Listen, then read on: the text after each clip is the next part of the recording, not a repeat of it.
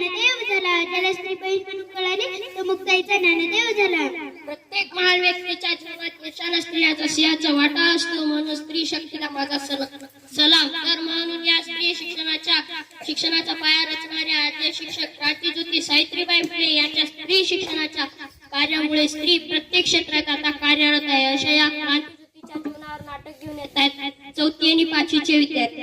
या प्रस्तुत मालिकेत स्त्री शिक्षणाची सुरुवात कशी झाली आहे ते बघणार आहोत. काय बाई, आज आपण पाहतो पुरुष मुले शाळेत जातात, शिकतात, पुस्तके वाचू लागतात, पण मी का जात नसेल बरे? अगं बाई, तुला माहित नाही का, मुलींच्या शिक्षणाला परवानगी नाही, मान्यता नाही. स्त्रियांचे जीवन म्हणजे चूल आणि मूल एवढेच चौकटीत आहे. पण बाई आपल्याला पण शिक्षण मिळाले पाहिजे. शिक्षण हे समाज परिवर्तनाचे माध्यम आहे. काही विशिष्ट लोकांच्या शिक्षणाने हा समाज बदलणार नाही. त्यासाठी सर्व दलितांना, गोरगरिबांना, मुलींना, स्त्रियांना शिक्षण मिळालेच पाहिजे.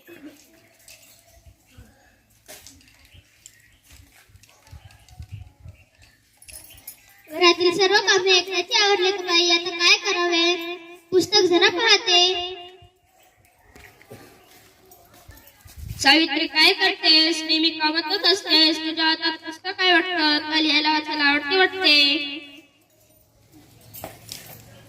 हो, मला लिहायला वाचायला आवडतं. मला लिहिता वाचता यावं अशी माझी खूप इच्छा आहे.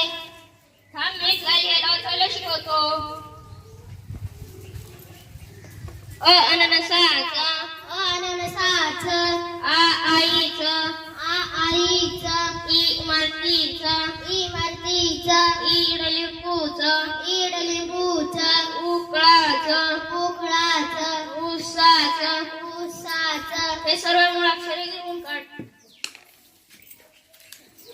सर्व मुळाक्षरे मी गिरवले, हे मला पाठही झाले. छान छान, तुला जवळचा सराव करायला हवा.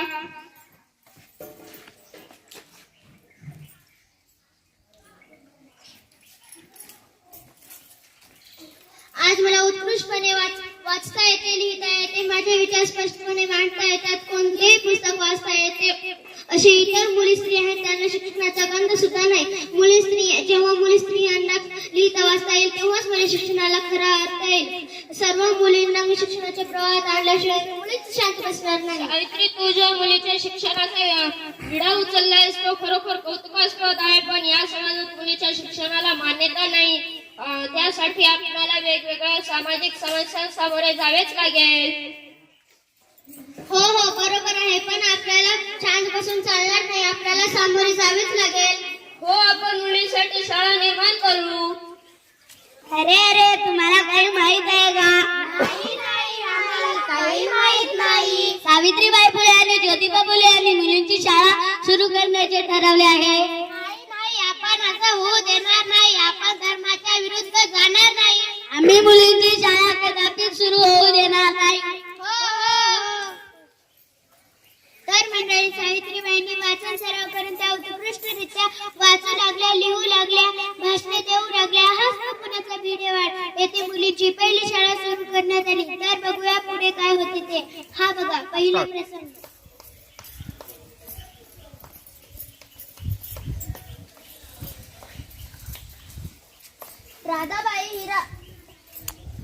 राधाबाई, हिराबाई, सोनाबाई, सरूबाई, इकडे या तुम्ही सर्वजणी. काय बाई, काय काम काढलात? आजपासून तुम्ही आणि तुमच्या मुली शाळेत यायचं. मी तुम्हाला आणि तुमच्या मुलीला लिहायला वाचायला शिकवणार. नाही, आम्ही शाळेत येणार नाही. रीतीप्रमाणे स्त्रियांनी शिक्षण घेऊ नये. हो, त्यामुळे आम्ही शाळेत येणार नाही. स्त्री पुरुष दोघे समान असतात. स्त्रियांना जसे एक स्त्री शिकली तर सारे घर शिक्षित होते. पुरुषांना जसे शिक्षणाचा अधिकार आहे तसेच स्त्रियांनाही मिळायला पाहिजेत. आपण स्त्रियांना आपल्याला आपल्यात बदल घडून आणता येईल. आपल्याला आपल्यात मत मांडता येईल. हो बाई, आता मला शिक्षणाचे महत्त्व कळाले. आता आम्ही आमच्या मुलीला शाळेत पाठवणार व आम्ही लिहायला शिकणार. आला का तुम्ही सर्वजणी? हो बाई. बसा खाली.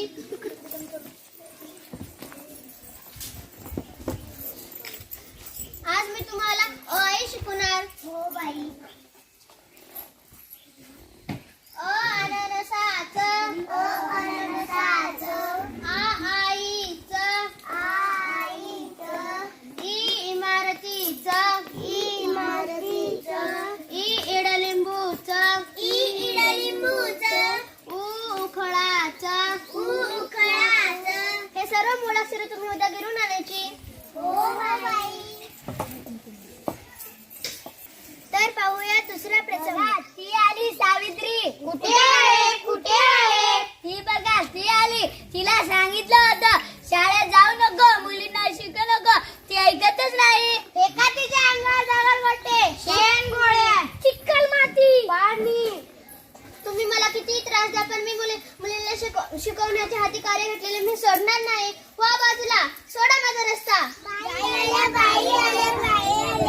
आल्या का तुम्ही सर्वजणी? हो बाई. बाई तुमच्या अंगावर शेण कोणी टाकलं? बाई तुमच्या अंगावर चिखल कोणी टाकलं? तुमच्या अंगावर पाणी कोणी टाकलं? बाई तुमच्या अंगावर चिखल कोणी फेकलं? बाई तुमच्या डोक्यावर काय लागलं? तुम्ही बसा खाली, मी साडी बदलून येते. हो बाई.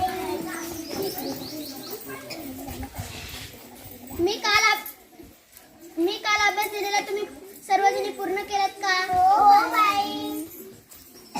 छान, सुंदर, खूप सुंदर.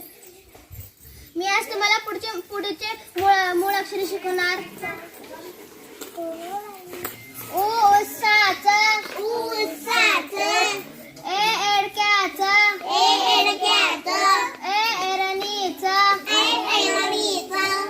ओजेवाल्याचं